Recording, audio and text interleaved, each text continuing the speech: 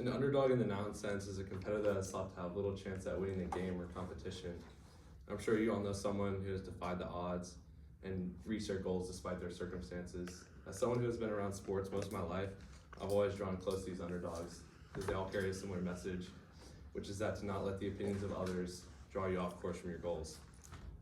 An underdog that I believe displays this is Sam Darnold, recent Super Bowl winning quarterback.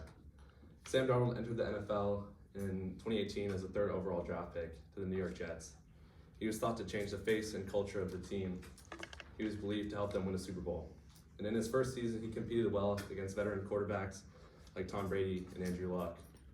However, they missed the playoffs. In his second season, Sam Darnold battled injuries and took them to a 7-9 record, and they missed the playoffs once again. And a game that stood out to me in this season was his Monday night game against the New England Patriots, where they lost 33-0. Sam Darnold threw for a career low 86 yards and 4 interceptions. And after the game, he told the media he was quote unquote seeing ghosts, a phrase that became synonymous with him amongst fans and the media. After this season, the New York Jets had lost some key players, and they had started 0-12. Sam Darnold threw for 11 interceptions in those 12 games, and he was benched. The phrase bust was going around his name like crazy. After the season, he was traded to the Carolina Panthers and served as a backup to Baker Mayfield after a slow start. This season kind of went up in flames for him. He was dealing with mental stuff, so he decided to restart. He signed a 1-year contract with the Minnesota Vikings, and he was supposed to serve as a mentor to rookie quarterback J.J. McCarthy, but after J.J. McCarthy had a season-ending injury, he was the starting quarterback and took them to a 14-win season, making them the playoffs. However, they lost in the first round to the Los Angeles Rams. Despite the success, the Vikings had to move on. Then Sam Darnold decided to find another team where he signed a 3-year, $100 million contract with the Seattle Seahawks. Fans and the media connected with the Seahawks did not like this or encourage this. They thought his success with the Vikings would not carry over. However, Sam Darnold once again had another 14-win season, being one of only 2 quarterbacks to have back-to-back 14-win seasons with 2 different teams. Sam Darnold then took the Seahawks to the Super Bowl, beating the New England Patriots.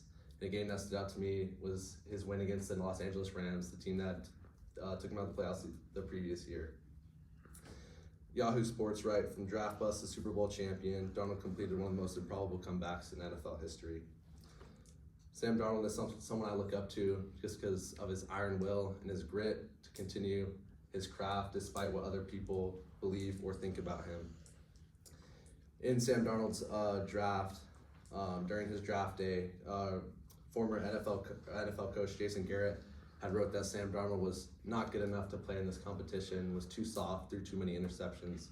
However, at the end of his draft notes, Jason Garrett wrote, "Not affected by failure, interceptions, bad game, he just keeps coming."